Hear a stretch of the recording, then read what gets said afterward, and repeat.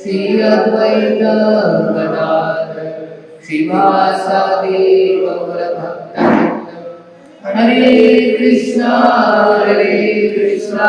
कृष्णा कृष्णा हरे हरे, हरे राम राम राम हरे हरे।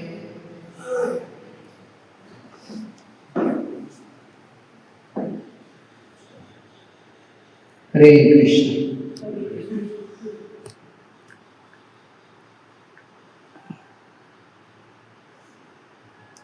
आवाज आ रही है? थोड़ा एक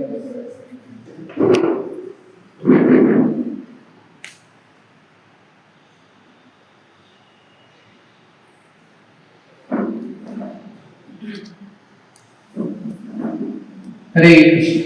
क्लियर है?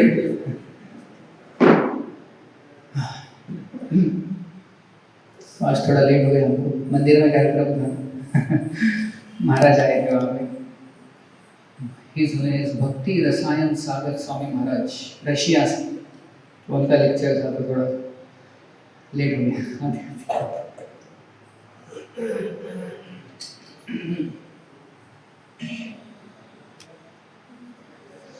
हरे कृष्ण। तो हम चर्चा कर रहे हैं 24 गुरुओं की। तो इसमें से कितने हो गए हमारे अब तक? स्टार्ट किए। कौन से हो गए? पृथ्वी, वायु और आकाश। राइट। तो अभी आज हम जो चौथे गुरु हैं दत्तात्रेय के, उनके बारे में चर्चा करेंगे, और वो है जल, पानी।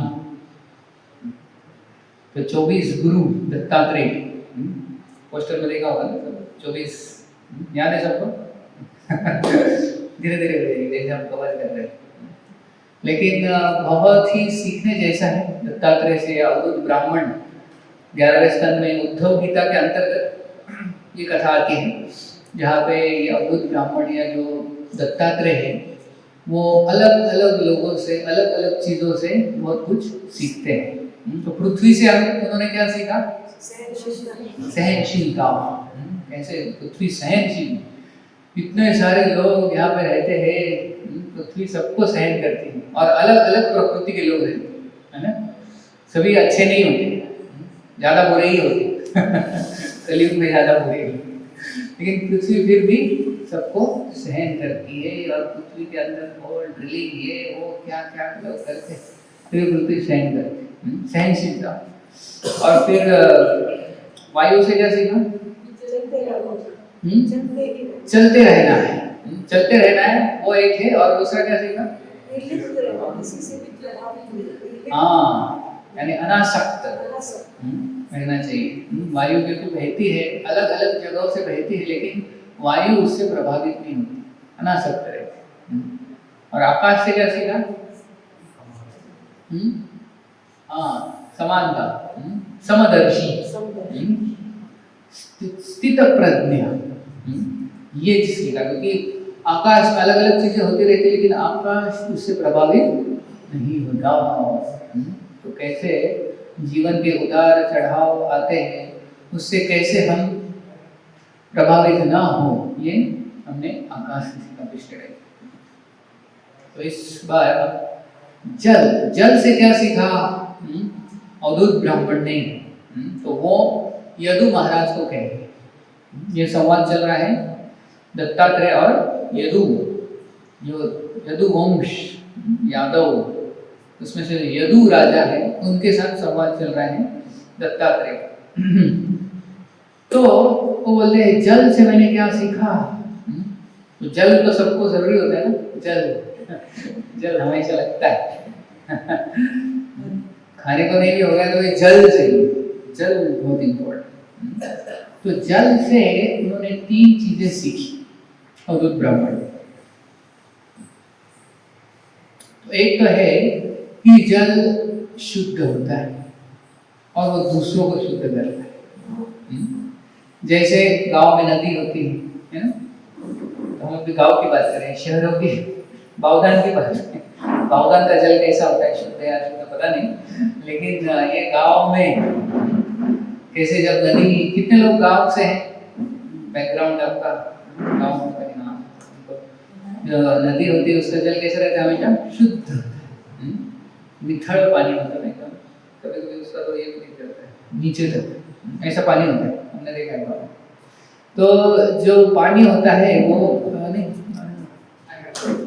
ठीक है, पानी का नाम क्या तो जूस है। तो जल की एक क्वालिटी या गुण धर्म क्या है कि वो शुद्ध होता है और दूसरों को भी शुद्ध करता है। क्योंकि जैसे नदी का जो प्रवाह है पानी का, तो लोग नहाते हैं, शुद्ध करते हैं, सब कपड़े धोते हैं, सब कर वो पानी से ही तो होता है। अगर पानी नहीं रहेगा तो शुद्धि कैसी होगी? तो गंगा तट पे, यमुना तट पे इतने सारे बस्तियां, इतने सारे लोग रहते हैं क्योंकि उधर जल से शुद्धि होती है। तो जल शुद्ध होता है और दूसरों को शुद्ध करता है। ये पहली चीज अवधूत ब्राह्मण ने जल से सीखी। दूसरी चीज जो अवधूत ब्राह्मण ने सीखी कि जल का जो, जब जल बहता है, पानी बहता है नदी से, सोचिए आप जंगल में हैं और चलते चलते आप एक नदी के पास आते हैं, तो जो जल का आवाज कितना मधुर होता है ना, सुंदर आवाज आता है ना उससे, क्या बोलते हैं उसको मराठी में, खड़खड़ाहट। कभी नदी जो आती है नदी की, और फिर पक्षी आवाज करते हैं तो कितना अच्छा लगता है ना। क्या ये भागदौड़ का ट्रैफिक चल रहा है, ट्रेन पे कौन सा आवाज अच्छा लगता है आपको? ट्रैफिक का आवाज या पानी का सुंदर? तो जल जो है बहुत अच्छी ध्वनि करता है, आवाज, उसका आवाज जो होता है बहुत सुंदर होता है। ये दूसरा चीज। और तीसरा है कि जल यानी शुद्ध जल की बात चली, जल जो होता है वो ट्रांसपेरेंट हिंदी में क्या बोलते हैं, पारदर्शी होता है कि आप देख सकते हैं। ऐसे कुछ नदियाँ जितनी भी डीप है लेकिन आप उसका बेड नीचे का ये भी देख सकते हैं। तो ऐसे तो पानी होता है ट्रांसपेरेंट होता है, पारदर्शी होता है। तो उसी तरह अवधूत ब्राह्मण बोलते हैं कि जैसे जल तो एक शुद्ध होता है, दूसरों को शुद्ध करता है, दूसरा तो उसका आवाज बहुत मधुर होता है, और तीसरा है कि वो ट्रांसपेरेंट, पारदर्शी होता है। उसी तरह एक जो संत होता है, साधु होता है, भगवान का महान भक्त होता है, शुद्ध भक्त, वो हमेशा शुद्ध रहता है, उसका हृदय अंतःकरण शुद्ध होता है और वो दूसरों को शुद्ध करता है। दूसरी चीज वो मधुर आवाज यानी वो भगवान का गुणगान करता है, कीर्तन करता है, भगवान का नाम लेता है, हरे कृष्णा कृष्णा कृष्णा हरे हरे, हरे राम राम राम हरे हरे। तो हम जब सुनने को जाते हैं भक्तों से, सत्संग में, साधुओं से, तो वो मधुर ध्वनि से हमें बहुत प्रसन्नता होती है। और तीसरा लक्षण है साधु का कि वो पारदर्शी होता है। ऐसा नहीं कि अंदर कुछ और बाहर कुछ और। तो साधु यानी एकदम सीधा, तो नो डुप्लिसिटी, सिंप्लिसिटी, सरलता यही गुण धर्म है एक साधु का, एक संत का। तो ये तीन चीजें जो पानी से सीखते हैं, जल से सीखते हैं, वो एक साधु में, एक संत में आदर्श जो होता है उसमें होनी चाहिए। या फिर जो साधक होता है, साधक और संत में फर्क है। संत जो है कि वो ऑलरेडी परफेक्ट है, और साधक यानी हम जैसे कि हम भी प्रयत्न कर रहे हैं, हमारी भक्ति गढ़ूर पाने कर रही है, ट्रांसपेरेंट नहीं पूरी तरह से, थोड़ा सा है, या फिर इतना भी कभी कभी शुद्ध यानी आवाज, मधुर आवाज, कभी कभी साधक जो हो कभी कभी गुस्सा में हो जाता है, नहीं होना चाहिए। लेकिन साधक के जीवन में ये तीन चीजें पूरी तरह से नहीं है, लेकिन वो साधक यानी वो भी प्रयत्न कर रहा है। तो हम भी साधक है हमसे ऐसे, और साधक भी शुद्ध होता है, शुद्ध करने का उसका भी प्रयास होता है भक्ति मार्ग से, और दूसरों को शुद्ध करने का प्रयत्न करता है। तो एक तो एक होता है भौतिकवादी, एक कर्मी, एक बाहर का व्यक्ति, तो वो उसमें तो तीनों गुण होते ही दूर दूर तक।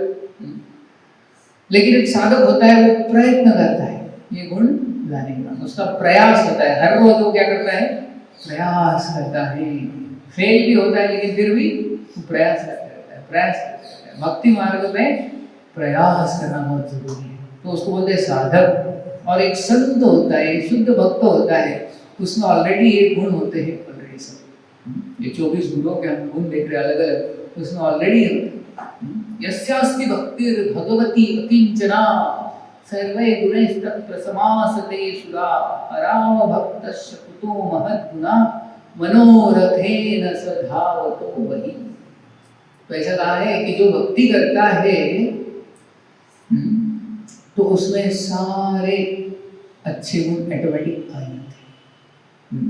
तो भक्ति करने का प्रयास करना है। तो जैसे हमारा प्रयास बढ़ता है वैसे ये गुण क्या होते हैं? तो सारे गुण ऑटोमेटिक भक्त के जीवन में आते हैं। लेकिन जो भक्ति नहीं करता उसमें ये गुण आ नहीं सकते। हालांकि हमें लगता होगा ये कितना अच्छा व्यक्ति है, भक्ति नहीं करता, जप नहीं करता, लेकिन अच्छा है, अच्छा दिखता होगा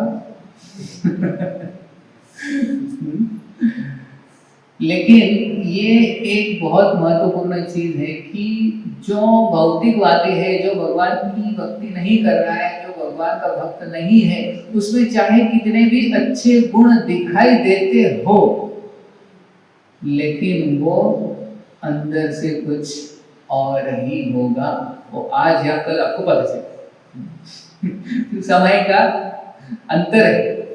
लेकिन जो भक्त है और उसमें अवगुण भी हो, लेकिन वो अगर भक्ति कर रहा है और सारे गुण नहीं भी हो, लेकिन क्योंकि वो सही मार्ग के ऊपर है, तो आज ना कल वो सारे गुण उसमें आ ही है। तो किसका संग अच्छा है? एक साधक है जिसमें काफी सारे अवगुण है, जो भौतिकवादी अभक्त है उसमें गुण है। साधक है। तो इसलिए साधक का या संत का संग करना ज्यादा महत्वपूर्ण है। तो हम देखेंगे कि इसका एक गुण देखेंगे आज, तीनों नहीं कवर करेंगे, लेकिन एक जो पहला गुण है एक साधक का या साधु का, संत का, वो शुद्ध होता है और दूसरों को शुद्ध करता है। तो ये बहुत इंपॉर्टेंट चीज है कि हम जब भक्ति कर रहे हैं तो हमारा धीरे धीरे धीरे हृदय क्या हो रहा है? शुद्ध हो रहा है। इतने सारे अनर्थ है, इतने सारे पाप है जन्मों जन्म के। नाम संकीर्तन साधन पैसों पे जड़तिल पापे जन्मांतरी, यानी जन्मों जन्मों से कितने सारे पाप किए हैं, कितने सारे अनर्थ है हृदय में, इसलिए अंदर अंतःकरण बहुत गंदा है। लेकिन व्यक्ति जब भक्ति करने लगता है तो क्या होता है? धीरे धीरे शुद्ध होने लगता है। अंतःकरण ये काम, क्रोध, मोह, मद, मात्सर्य, लोभ, इनसे शुद्ध होता है। ये भक्ति का प्रभाव है, हरे कृष्णा का प्रभाव है। तो एक तो शुद्ध होना चाहिए भक्त को, और दूसरों को शुद्ध करना चाहिए। अब दूसरों को शुद्ध कैसे करोगे?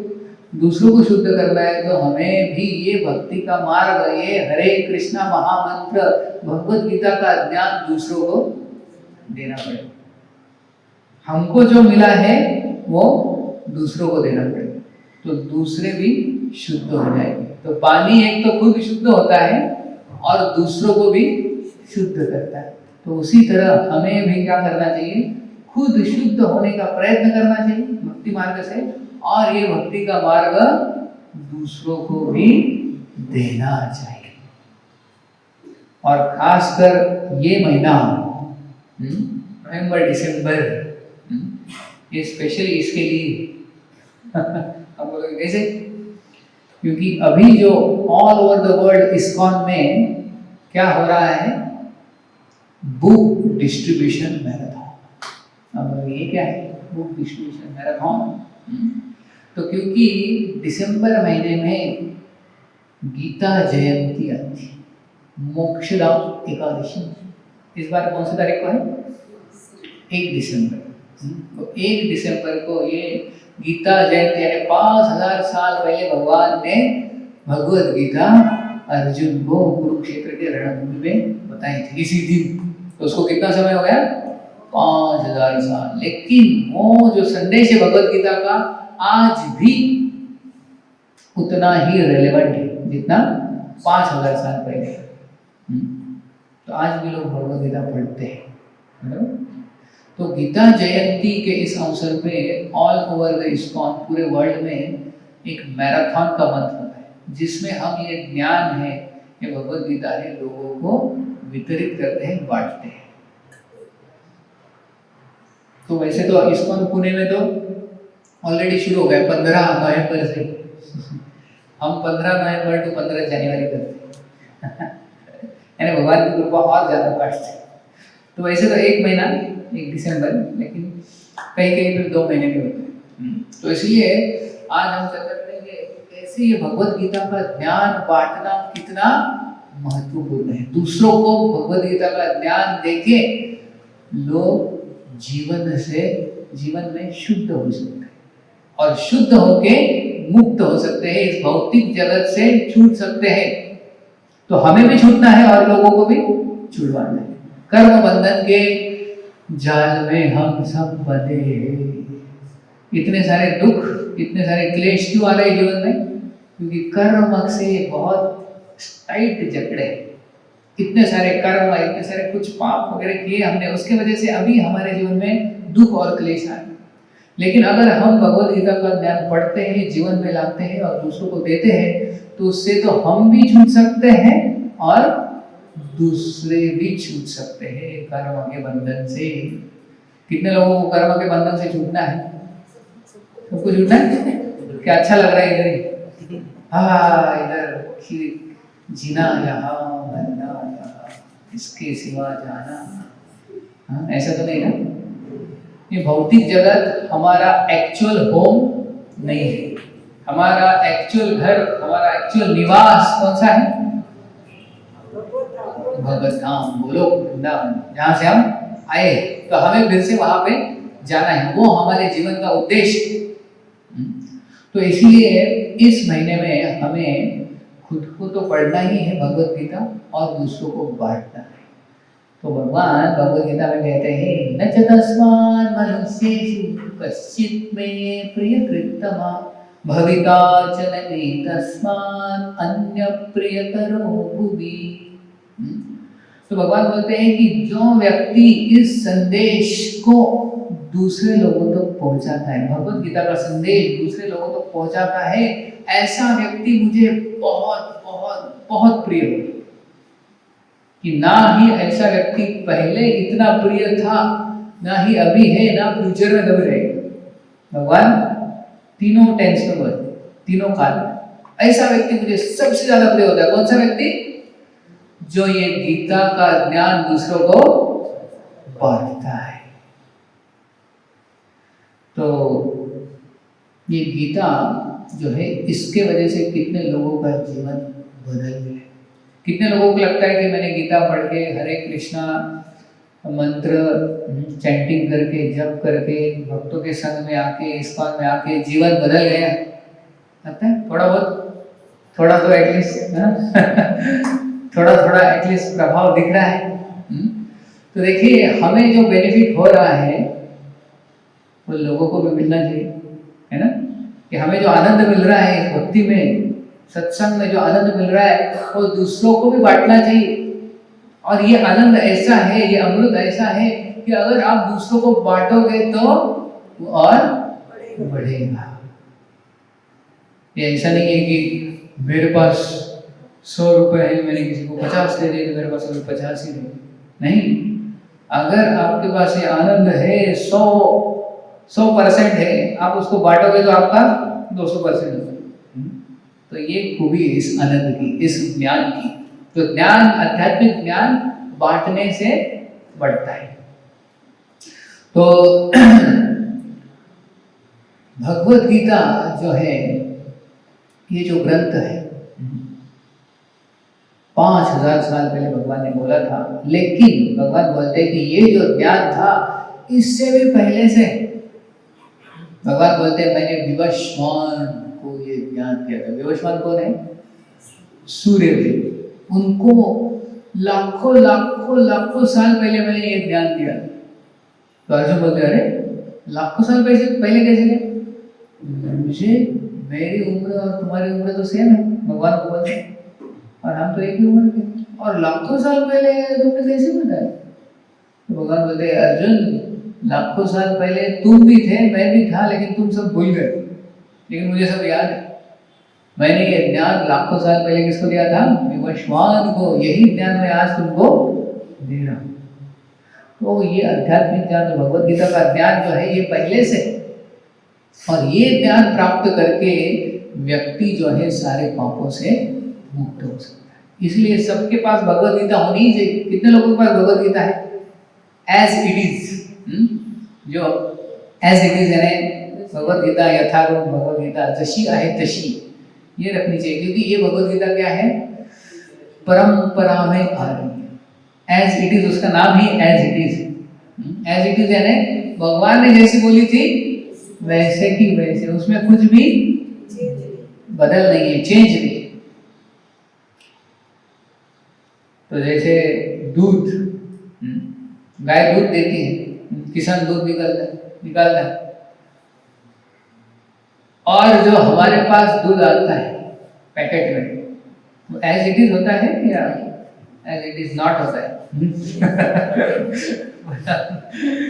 तो जो दूध, गाय का शुद्ध दूध, वो पीने से क्या मिलेगा? शक्ति मिलेगी। लेकिन जो बाद में उसमें भेसड़ मिसड़, उसमें इंजेक्शन वगैरह क्या क्या डाल के जो दूध आता है, और मिलने से, वो पीने से शक्ति नहीं बढ़ने वाली, शक्ति और कम हो जाएगी। तो उसी तरह भगवान ने जो गीता ओरिजिनल मैसेज दिया है वो सुनना चाहिए। उसमें अगर अपना कुछ डाला है या कुछ मिक्स किया है, भेसड़ किया है, वो गीता पढ़ोगे तो उससे आपको शुद्धि नहीं होने वाली। इसलिए परंपरा में आने वाली गीता, तो इसलिए Bhagavad Gita as it is, जो भगवान कृष्ण से जो परंपरा शुरू हुई है, फिर चैतन्य महाप्रभु और श्रील प्रभुपाद जिन्होंने ये किताब लिखी है, उसका ट्रांसलेशन, तो ये भगवत गीता पढ़ने से ही हमारे जीवन में क्या आने वाला है? परिवर्तन आ सकता है, और लोगों के जीवन में परिवर्तन आ सकता है। तो आप बोलोगे ठीक है, मेरे जीवन में तो मुझे अच्छा लग रहा है हरे कृष्णा में आने के बाद, लेकिन लोगों को क्यों देना चाहिए? उसमें मेरा क्या फायदा है ना? सबको लगता है ना मेरा क्या फायदा है इसमें, लोगों को बांटने से, लोग तो लेते नहीं, लोग तो सुनते नहीं, ऐसा लगता है ना कभी कभी। लेकिन हम बाहर जाके बांटते हैं तो उससे बहुत लाभ है। उसमें लाभ क्या है? तो एक कहानी से बताऊंगा मैं आपको। तो एक बार एक फार्मास्यूटिकल कंपनी, हिंदी में क्या बोलते हैं, दवाई बनाने वाली कंपनी थी।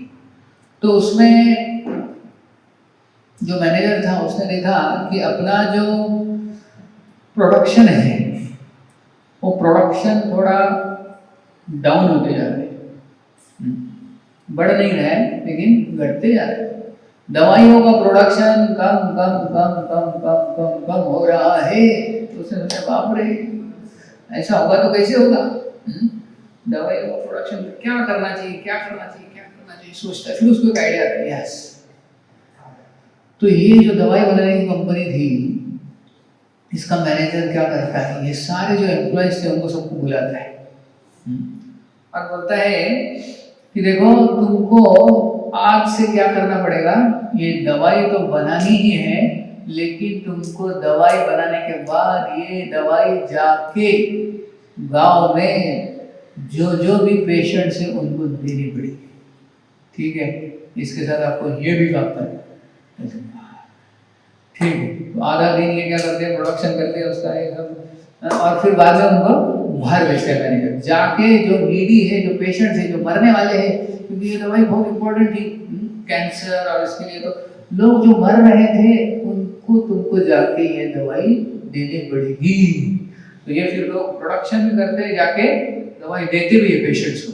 ऐसा कुछ दिन चलने के बाद मैनेजर देखता है कि प्रोडक्शन ऊपर चला गया। हाँ, आइडिया सक्सेसफुल, लेकिन हुआ क्या, कोई बता सकता है? प्रोडक्शन ऊपर क्यों चला गया?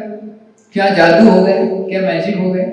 कुछ दिन पहले तो प्रोडक्शन डाउन हो रहा था, अभी ऐसा क्या हो गया कि उनका प्रोडक्शन बढ़ गया तुरंत? कौन बताए? अच्छा, एक दवाई बांटने से लोगों में मतलब ठीक होने से उसका पब्लिसिटी ऑटोमेटिक हो गया, पब्लिसिटी हो गया, लेकिन ओके, और क्या? खाने की आदत लग गई, दवाई खाने की आदत लग गई। हाँ, बाटा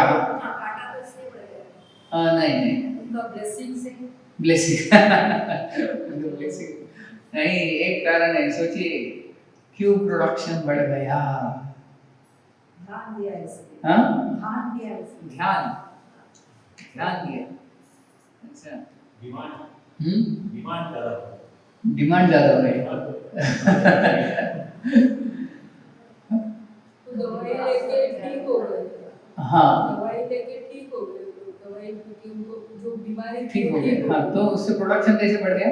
तो और ले सकते हैं ना, उससे ठीक हो गया तो दूसरा ले सकते हैं। अच्छा, एक्चुअली ये लोग का विश्वास बढ़ गया, लोगों का विश्वास, और जो बांट रहे थे, प्रोडक्शन क्यों डाउन हो रहा था? क्योंकि उनको दवाई का महत्व पता नहीं था। लेकिन जब वो जाके लोगों को बांट रहे थे, वो लोग जब लेके बच जाते थे, मृत्यु से बच जाते थे, ठीक होते थे, तो जो बांट रहे थे उनको लगा कि हम जो बना रहे हैं बहुत इंपॉर्टेंट है, लोगों की जान बच रही है, तो ये जो हम बना रहे हैं ये लोगों के लिए क्या है? अमृत है, जीवनी है, संजीवनी है, इसलिए इसको अच्छे से बनाना चाहिए, जल्दी बनाना चाहिए, इसका प्रोडक्शन होना चाहिए। तो उनको विश्वास उस दवाई के ऊपर और बढ़ गया, इसलिए उनका प्रोडक्शन। तो इसी तरह हम जब भक्ति करते हैं, भक्तों के साथ आते हैं, हरे कृष्ण का जप करते हैं, माला करते हैं, तो हमारा इतना विश्वास नहीं होगा भगवत गीता के संदेश के ऊपर, हरे कृष्णा के ऊपर, लेकिन करते हैं। ठीक है, अभी क्या है, प्रभु जी ने बुलाया है, अभी जाना पड़ेगा नहीं तो पूछेंगे कहाँ थे, हाँ? तो ठीक है, नजदीक है, अभी संडे को कुछ तो टाइम पास करना है, तो चलो जाते हैं, हाँ? ऐसे भी कोई आता होगा, तो इतना विश्वास भी नहीं होगा।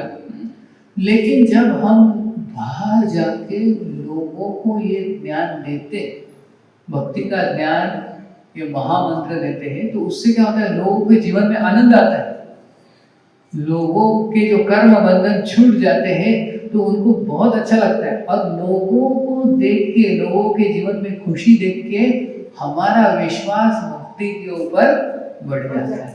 तो फायदा ज्यादा किसका होगा, लोगों को या हमारा?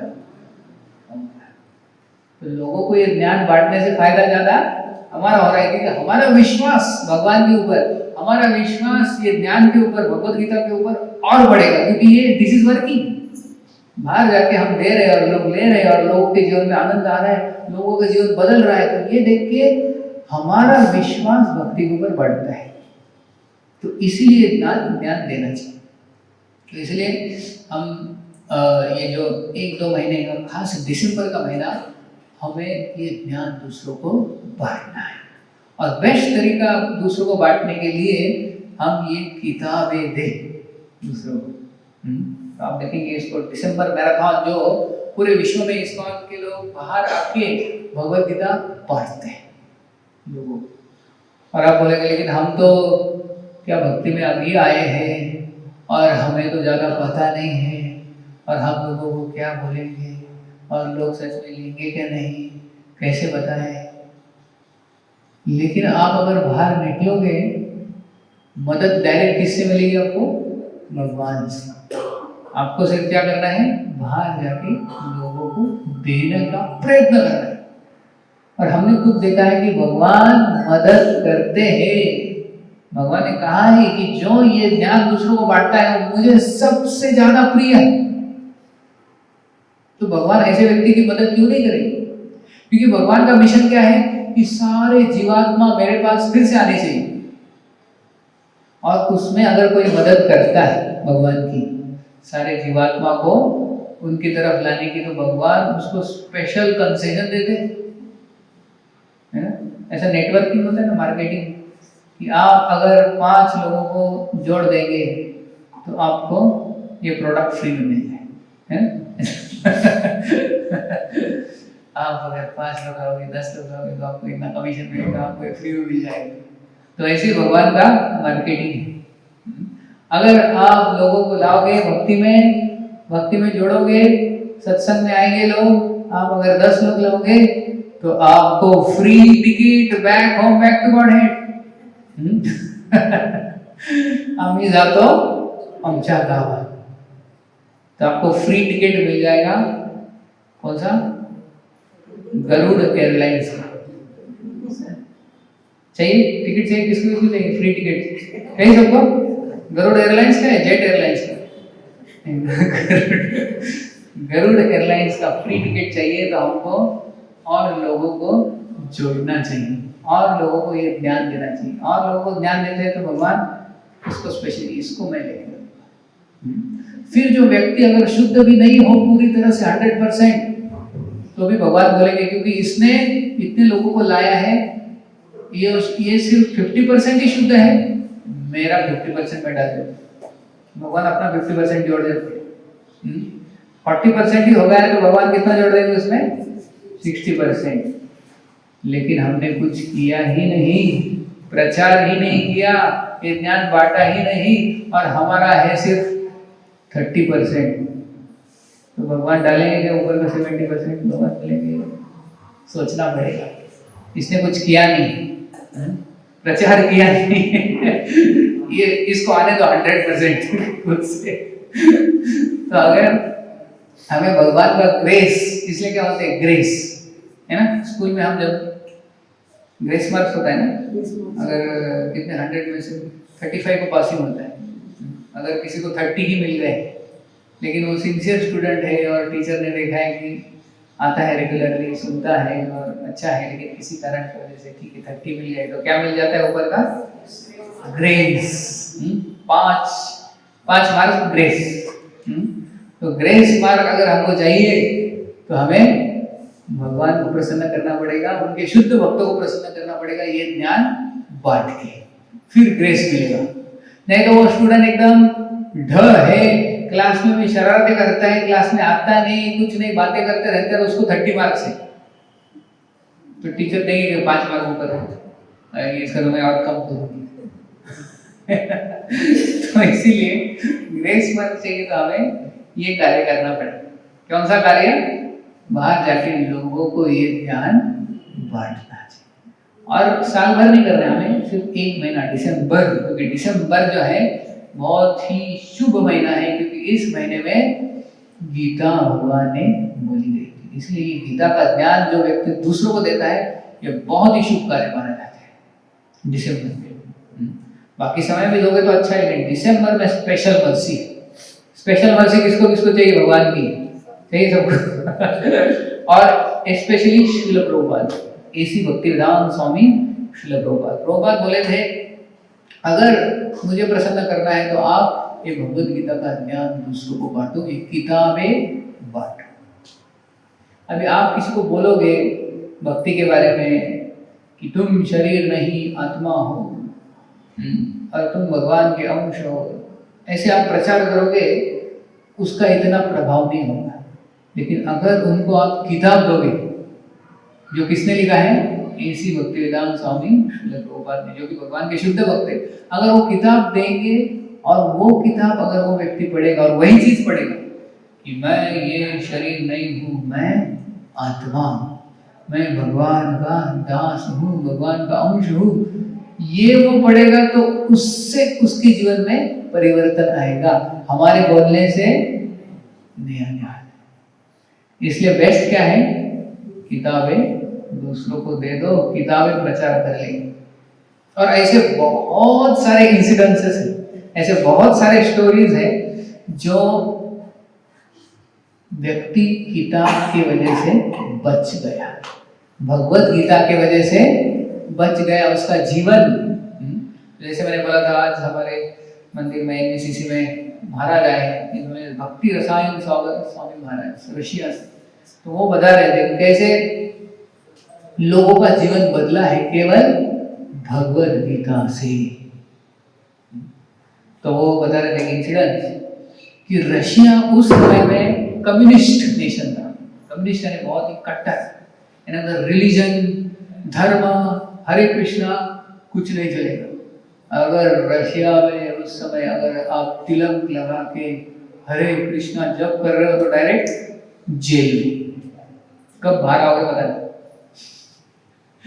तो उस समय श्रील प्रभुपाद बोले कि हमें रशिया में प्रचार करना चाहिए, भगवद गीता रशिया में पहुंचनी चाहिए, उधर के लोगों को ये ज्ञान मिलना चाहिए। लेकिन करेगा कौन? भगवद गीता अगर आपको रशिया में लेके जानी है तो आत्महत्या जैसे है। लेकिन एक श्रील प्रभुपाद के शिष्य थे जिनका नाम था भक्ति तीर्थ स्वामी महाराज।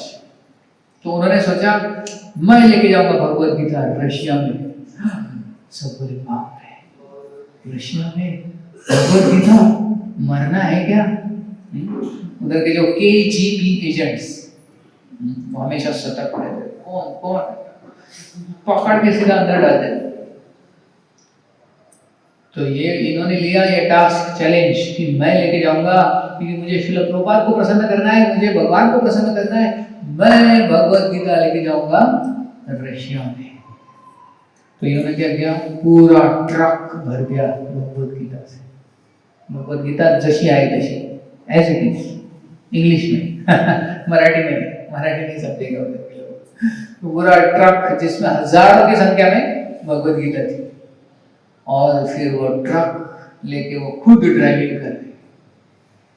ड्राइविंग करने लगे और साथ में एक कुत्ता भी रख दिया और गए रशिया के बॉर्डर पे। सोचिए अगर आप है उसमें, हम बोले मुझे नहीं मरना है भाई, उतर जाओ तो। और फुल स्पीड में गए, और बॉर्डर पे आ गए।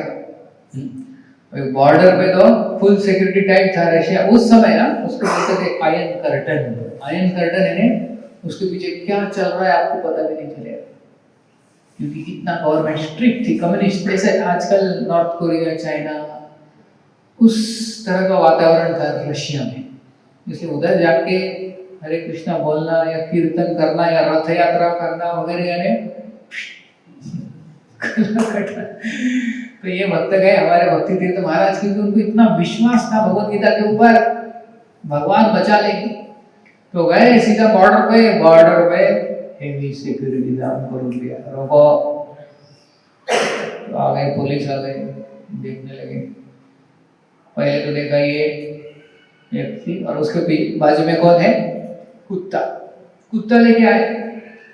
तो बोले ये कुत्ता अंदर नहीं जा सकता, हमारे देश में कुत्ता अलाउड नहीं है, तुम बाहर से ये कुत्ता लेके नहीं जा सकते। वो बोले ये कुत्ता नहीं है, मेरा मित्र है, बचपन से मेरे साथ रहता है, बहुत प्यारा मेरा जिगरी दोस्त है, ये कुत्ता मत बोलो उसको। बोले जो भी है तुम इसको अंदर नहीं लेके जा सकते, इसको इधर छोड़ना पड़ेगा। बोले नहीं, मैं इसको अंदर लेके जाऊंगा क्योंकि ये मेरा साथ रहता है, हमेशा साथ में रहता है, ये मेरे साथ ही जाएगा। बोले नहीं जा सकता। बोले जा, नहीं मेरे साथ चाहिए। तो ऐसे उन्होंने आधा घंटा बहस किया।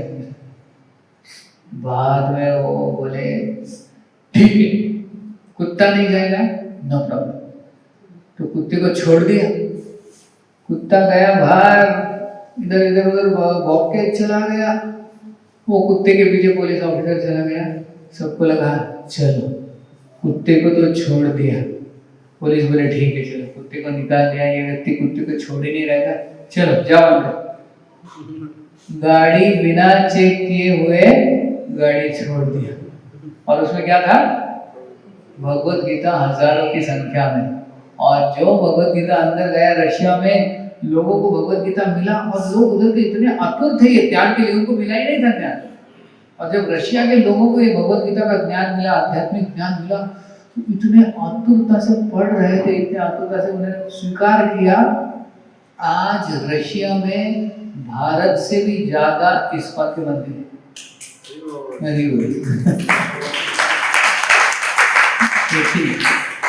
वो आज जो महाराज आए रशिया से ही आए, और उधर भारत से ज्यादा मंदिर भी है, भारत से ज्यादा भक्त भी है, और भारत से ज्यादा जो ऐसे भक्त है कि वो एकदम दृढ़ डिटरमाइंड, छोड़ेंगे नहीं भक्ति एक बार मिल गई। तो इसलिए रशिया में जब हमारे भक्त जाते हैं प्रचार करने के लिए, तो ऐसा हॉल में अगर आप प्रोग्राम रखोगे तो हॉल पैक हो जाएगा पूरा, खचाखच लोग रशिया में। और खासकर दिसंबर में उधर बर्फ गिरता है, और बर्फ यानी -30, -35, -40 डिग्री सेल्सियस में टेम्परेचर जाता है। लेकिन उधर के भक्त इतने बर्फ में, इतना बर्फ होता है रोड पे, इतने बर्फ में -40 डिग्री सेल्सियस में बाहर जाके भगवत गीता लोगों को बढ़ाते हैं। ये आज भी होता है।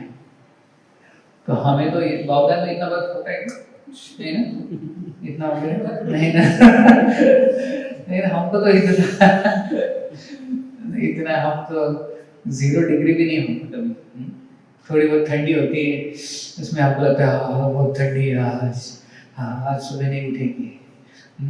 हमको इतनी ठंडी में, लेकिन उधर के लोग तो इसलिए ऐसा कोई करता है तो भगवान कितने खुश होते रहेंगे कि अरे देखो इतना -40 डिग्री सेल्सियस में बर्फ में व्यक्ति बाहर जाके किस लिए बाहर जा रहा है, मेरा जो ध्यान है भगवत गीता का वो बांटने के लिए जा रहा है। तो भगवान उसको तो उनके धाम तक जरूर लेके जाए 101%। कितना भी अगर उनका शुद्धिकरण 5% भी हो गया तो भगवान 95% चाहते हैं क्योंकि इतना वो कर रहा है भगवान के लिए। हमारे लिए भी कोई कुछ करता है तो हम बहुत कृतज्ञ हो जाते हैं ना कि मेरे लिए, और वो मेरी जरूरत थी ना। अगर आप हॉस्पिटल में एडमिट हो और आपको फ्रैक्चर है, ये हो, कोई देखने के लिए अगर कोई आके आपको उस समय देखता है, आपको कुछ देता है, आपका ख्याल रखता है हॉस्पिटल में, तो आप बहुत ठीक होने के बाद कृतज्ञ रहते हैं ना कि मेरी जब जरूरत थी तब इसने मुझे इतना मदद की।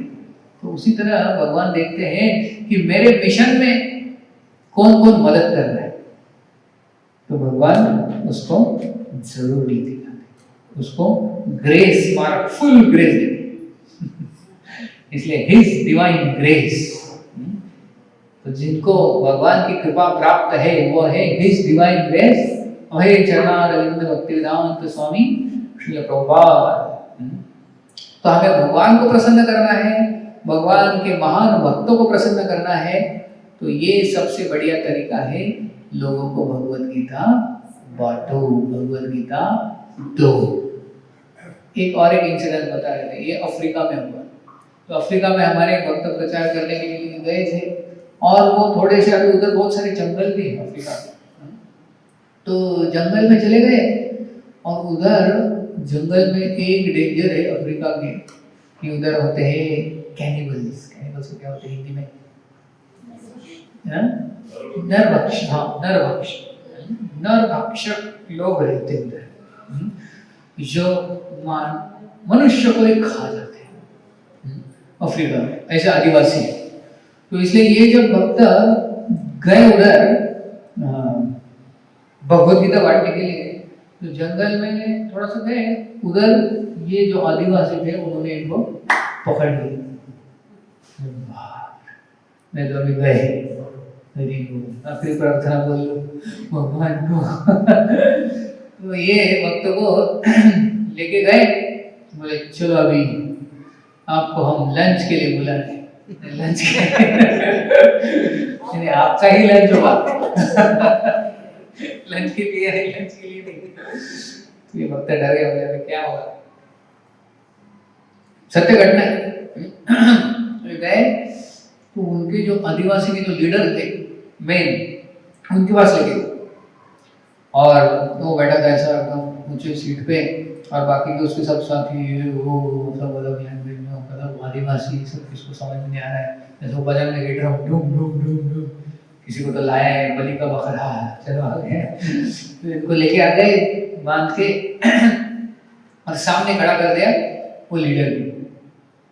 तो लीडर ने जैसे ही देखा इनको, ये हरे कृष्णा तिलक वगैरह लगाया है, शेव्ड हेड है, धोती कुर्ता सैफरन में, हाथ में झोला है, उसमें बैग भगवत गीता वगैरह, ये देखा उसने तो ऊपर से आके तुरंत आ गया और इनके पैर पकड़ लिए, बोले हरे कृष्णा कहाँ थे आप इतने दिन? मैं कितना ढूंढ रहा था आपको।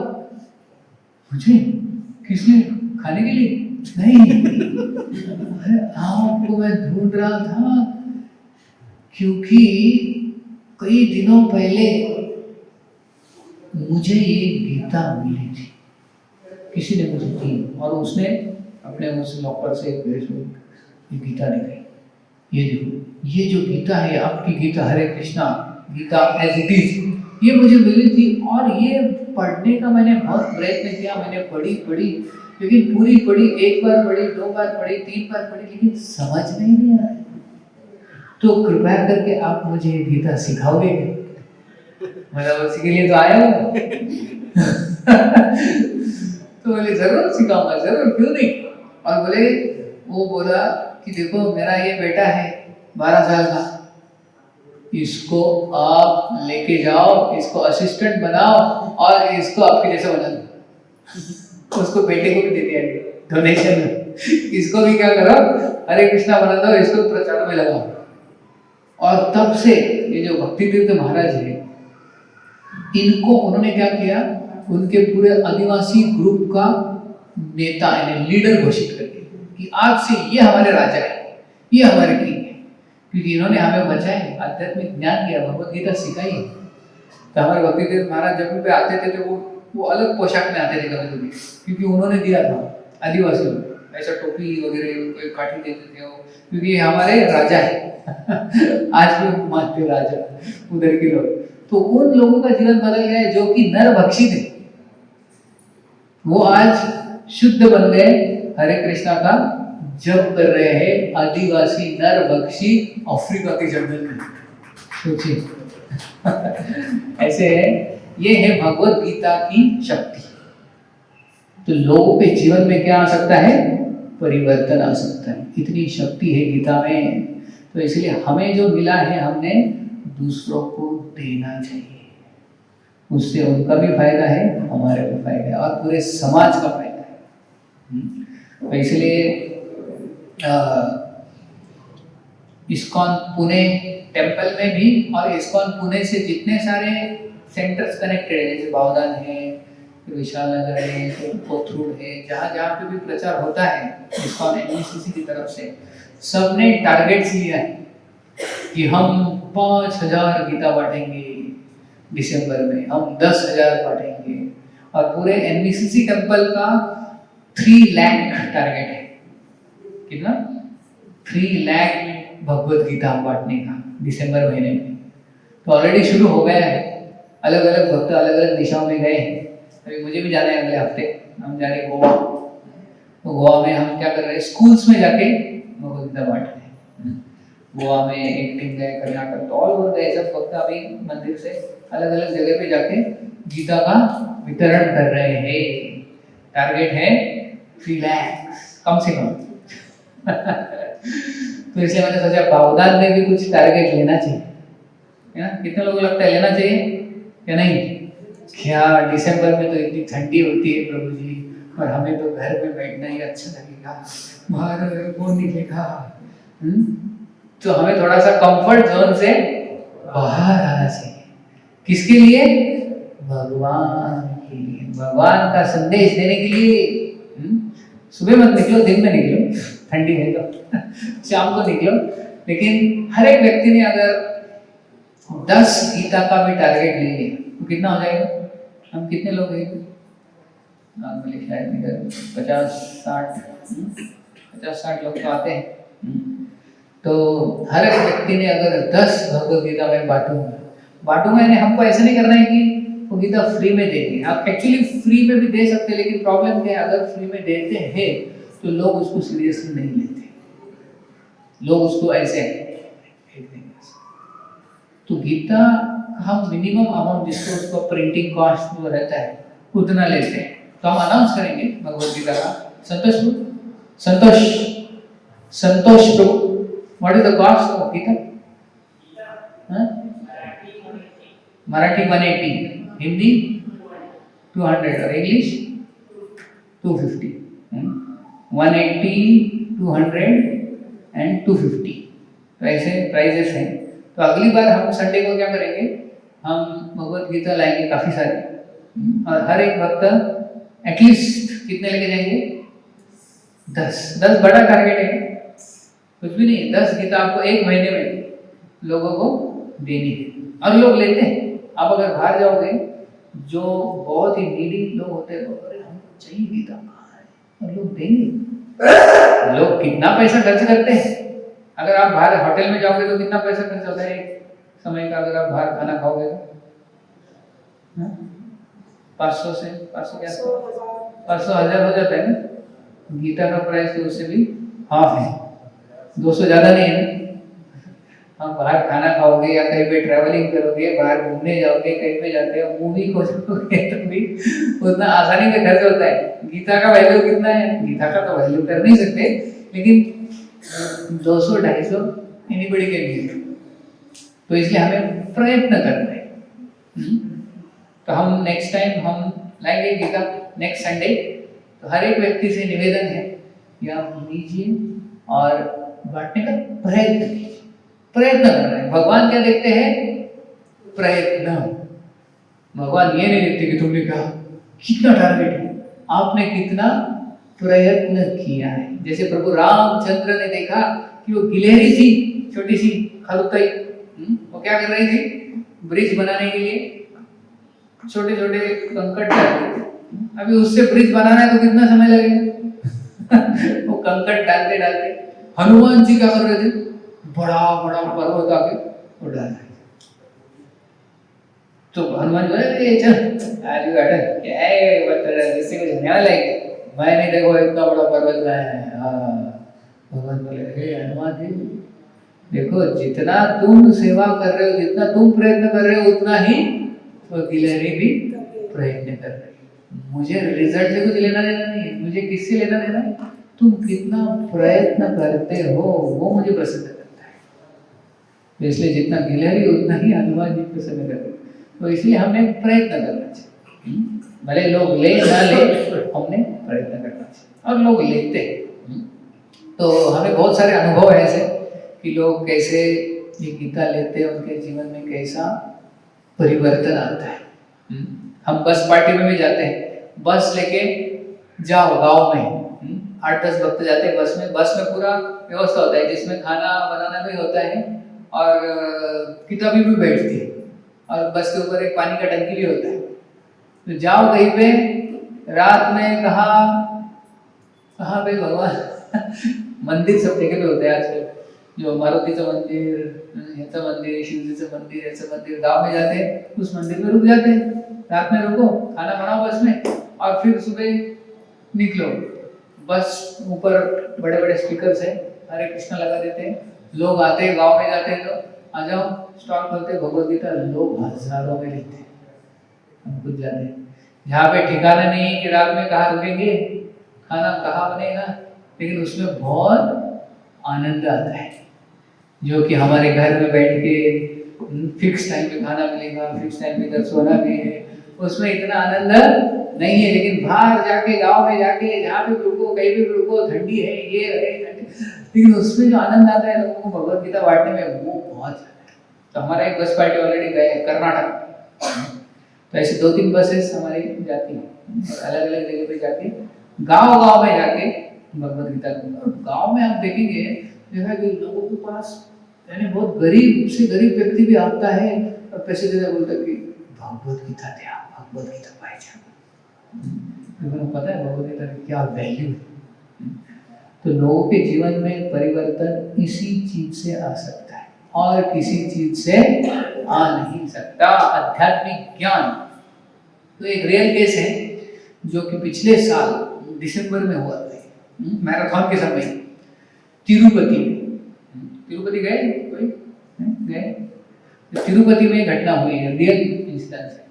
तो तिरुपति में एक व्यक्ति था जो कि पापी था, ज्यादा भक्ति वगैरह भगवान के ऊपर विश्वास नहीं रखता, पाप करता था। तो ऐसा व्यक्ति, उसका हो गया मृत्यु, मर गया, यानी अकाल मृत्यु। थोड़ा मैंने ऐसा बूढ़ा हो के नहीं, लेकिन उसका उम्र होगी 40 40-45 के आसपास, तो व्यक्ति मर गए।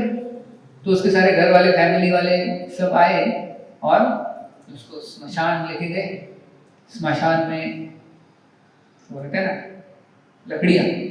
लकड़ी के ऊपर रख दिया उसको, और उसको अभी सब वो संस्कार या सब वो सब होता है ना, रिचुअल्स करते हैं, भटजी को बुला के, पुजारी को बुला के, वो चल रहा था। थोड़ी ही समय में उसको अग्नि लगाने वाले थे। उसमें हुआ क्या, इस व्यक्ति को जो है यमदूत आके लेके गए। अब क्योंकि पाप कर रहा था, पापी था, तो यमदूत ही लेके जाएंगे ना। तो इसको लेके गए नरक, इसको लेके गए नरक में यमराज के पास लाए सीधा। हरे कृष्ण। मोबाइल सेलेक्ट करके सब आज अनाउंसमेंट नहीं किया मैंने शायद पहले, इसीलिए अभी कर रहा हूँ, अभी सेलेक्ट कर दीजिए।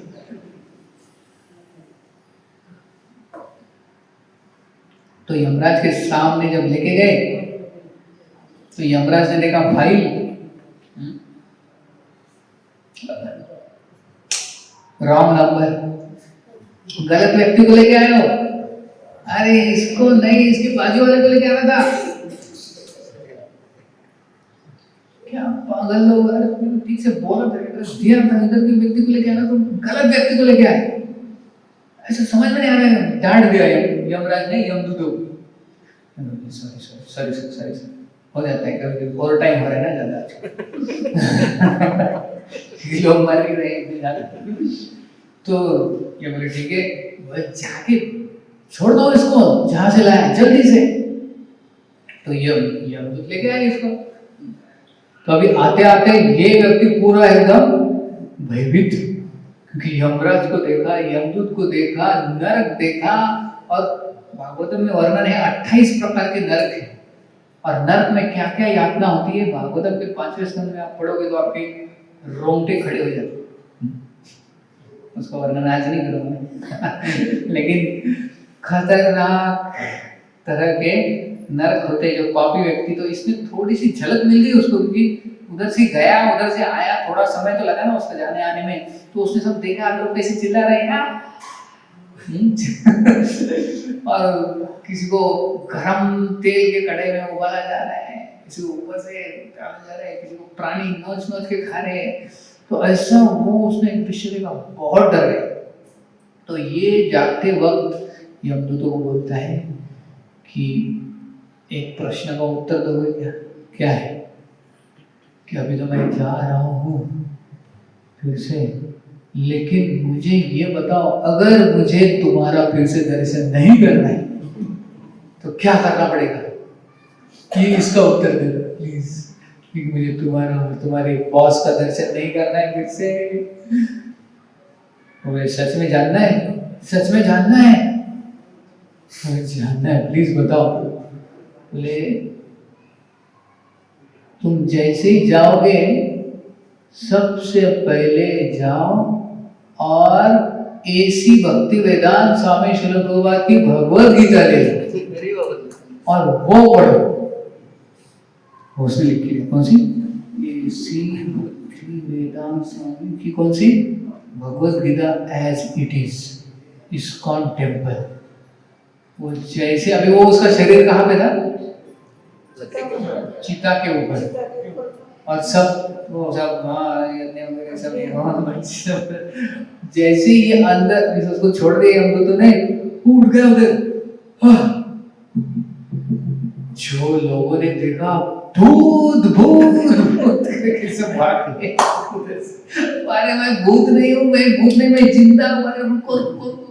कोई रुकने के लिए सब भागे उधर से। उसके रिश्तेदार वगैरह सब बोले बाप रे, ऐसा तो कभी देखा नहीं, चिता के ऊपर से उड़ गए व्यक्ति, खतरनाक है, ये भूती हुई।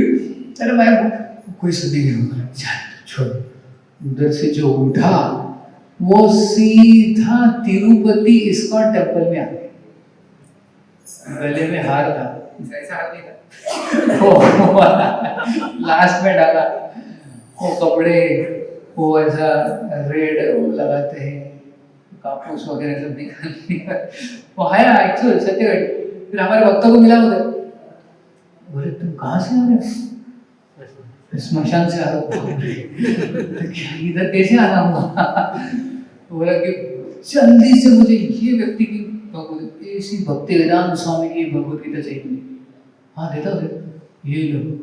वो भगवत गीता लिया उसने, और उसी दिन से उसने 16 माला जप शुरू कर दिया। अरे उसी दिन से।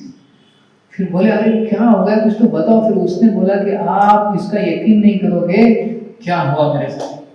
तो उसने हमारे भक्तों को एज इट इज बताया कि मुझे लोग लेके गए थे नरक में, यमदूत यमराज का दर्शन हुआ, और मैं फिर से यहाँ पे आया, बाल बाल बचे। तो ये हरे कृष्ण पीछे होगा, संतोष कुमार कृष्ण थोड़ा आगे निकल सीखिए, आगे आ जाओ। तो वो व्यक्ति ने बताया कि ये सत्य घटना है, ये मैंने आंखों से देखा है। तो ये भगवत गीता जो है वो कहाँ तक फेमस है? यमराज तक। यमराज और यमदूतों को भी पता है कि लेनी है तो कौन सी भगवत गीता लेनी है?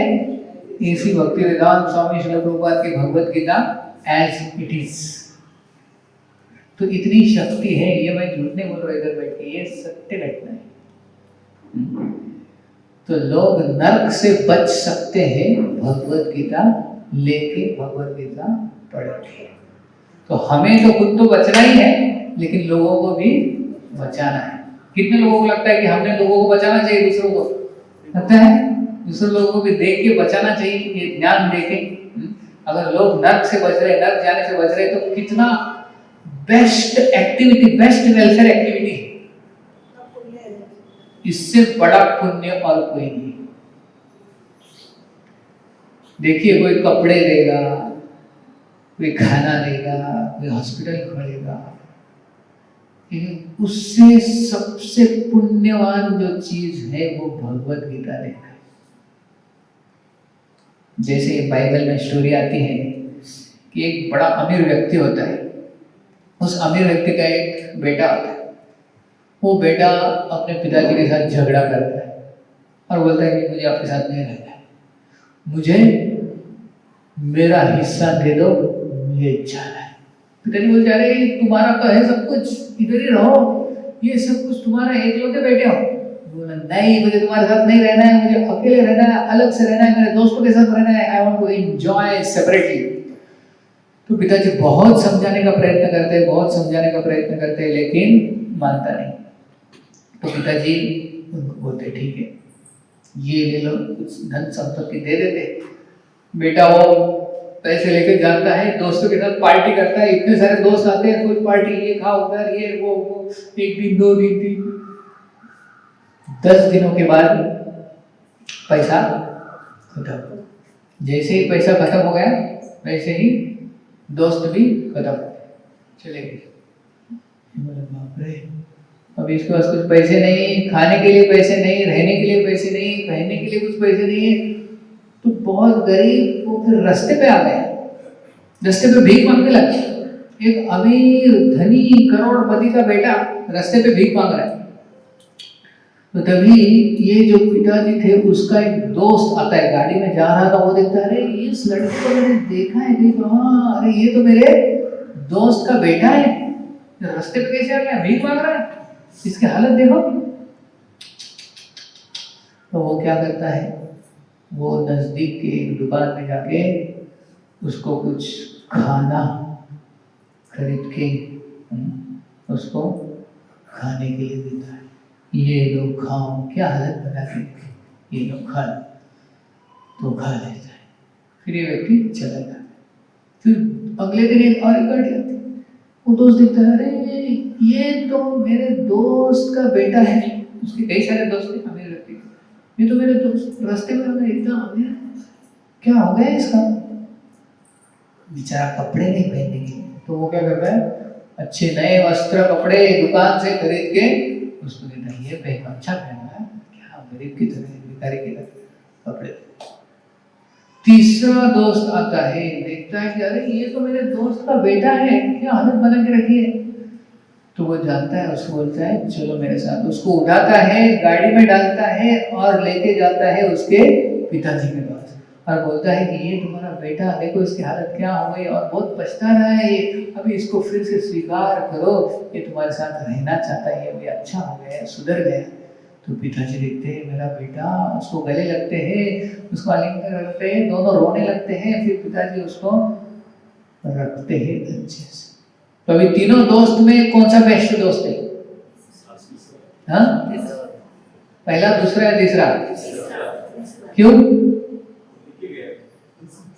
हाँ, पहला क्यों नहीं? पहले ने तो खाना खिलाया ना, दूसरे ने कपड़े भी दिए, तीसरा क्यों अच्छा है? तीसरे ने कुछ दिया नहीं। परमानेंट सॉल्यूशन साइंटिस्ट तो परमानेंट सॉल्यूशन इम्पोर्टेंट है ना।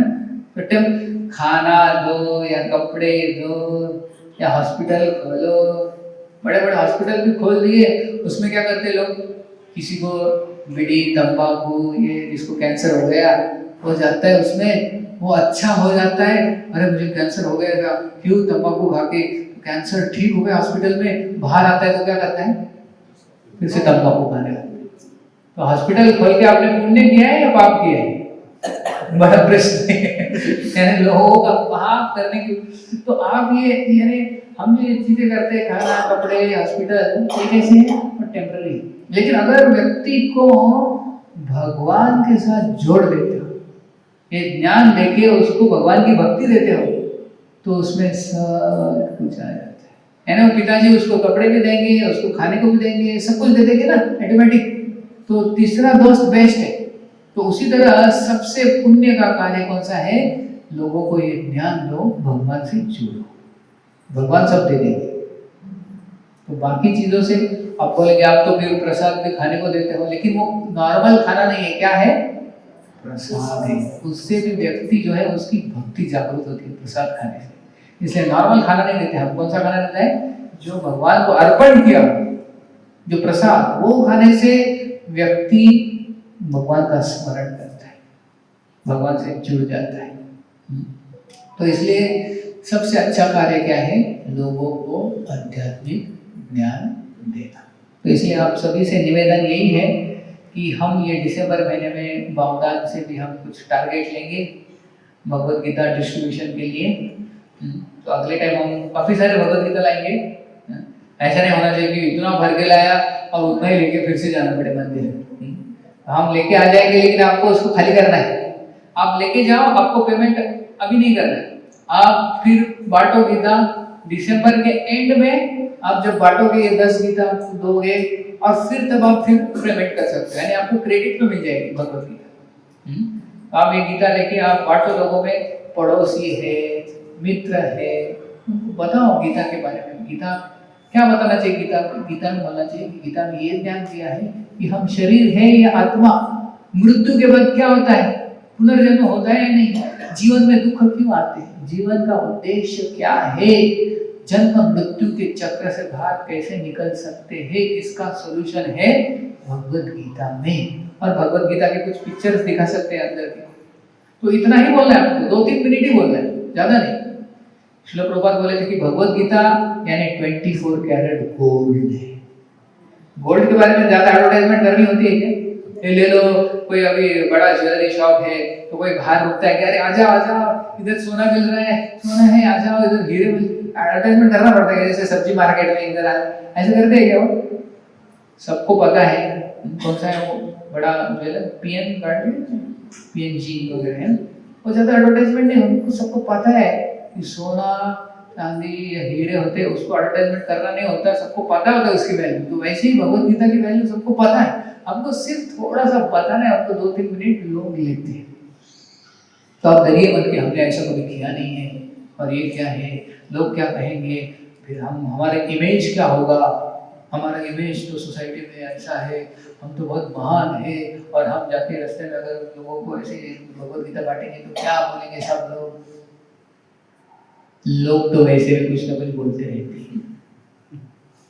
लोगों के बारे में सोचोगे तो कुछ नहीं कर पाओगे।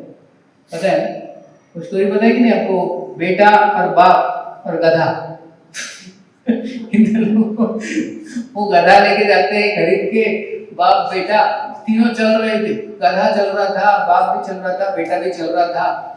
लोग बोलते हैं अरे देखो कितने पागल लोग हैं, गधा खरीदा है और पैदल चल रहे। तो बाप बोलते बाप रे क्या बोल रहे हो, चलो। बाप भी बैठ जाते हैं घोड़े गधे के ऊपर और बेटे को भी बैठाते और चल रहे हैं। कुछ समय के बाद लोग बोलते देखो कैसा बाप है, कैसा बेटा है, वो बेचारे गधे के ऊपर दोनों बैठे। कुछ शर्म आती है नहीं? बाप रे। फिर क्या करते हैं? फिर बाप उतर जाता है, बेटे को बिठाता है और गधे के ऊपर। लोग बोलते देखो कैसा बेटा है नालायक, बाप चल रहा है और खुद बैठा है। अगले गांव में बेटे को उतर रहा है, बाप बैठ जाता है। लोग क्या बोलते हैं कैसा बाप है, खुद बैठा है, बेटे को चल रहा है।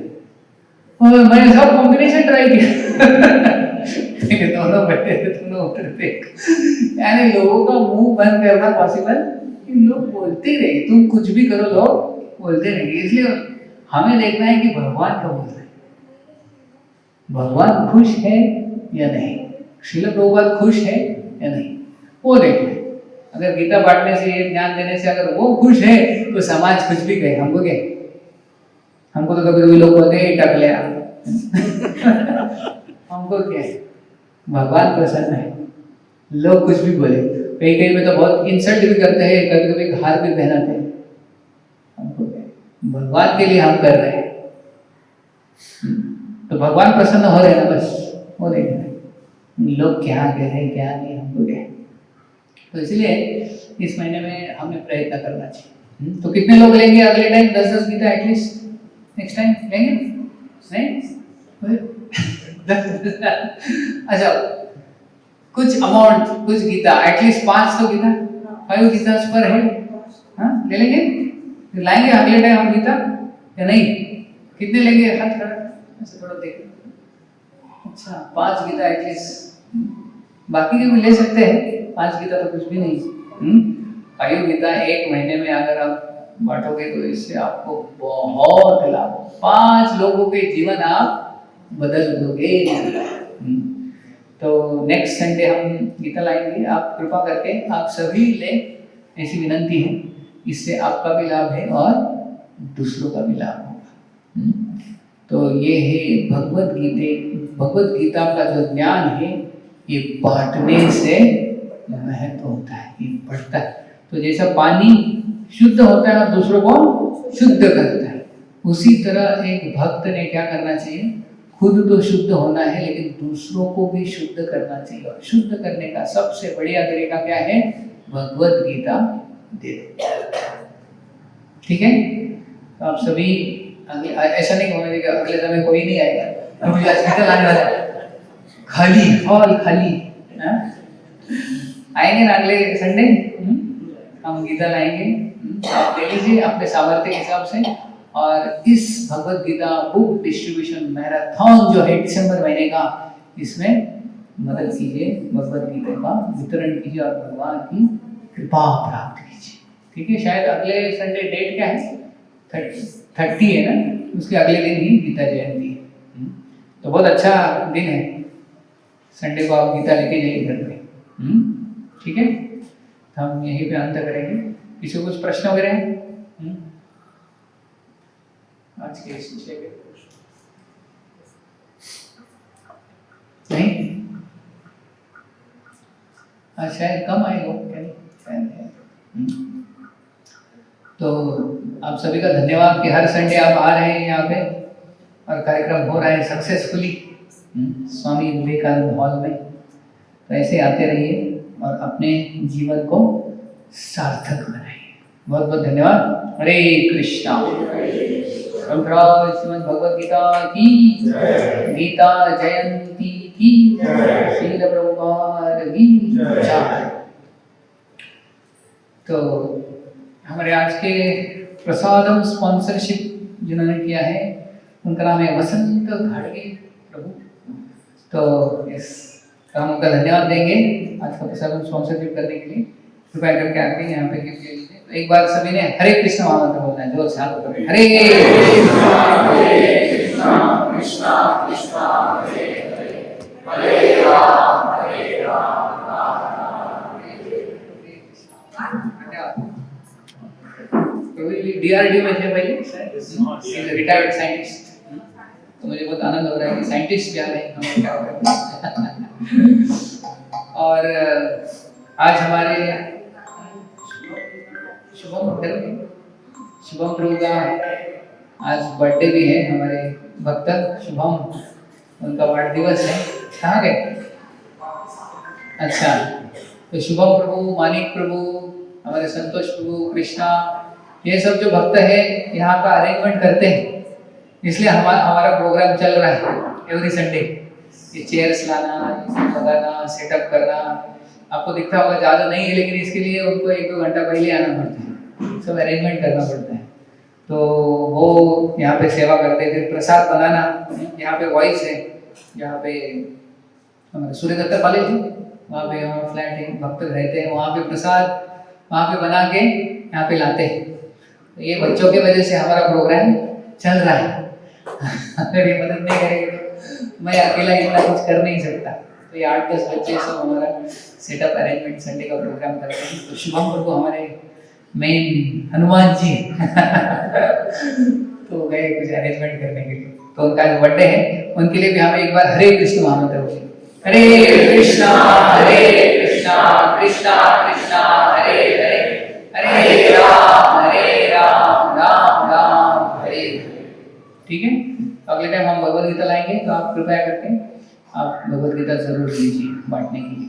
और जिसको भी अगर कुछ प्रसाद स्पॉन्सरशिप करना है तो हम टेबल पे कांटेक्ट कर सकते हैं। ठीक है, तो अभी हम एक माला जप करेंगे, बीट्स देकर। उसके पश्चात संतोष को ये रेडी लो प्रोजेक्टर।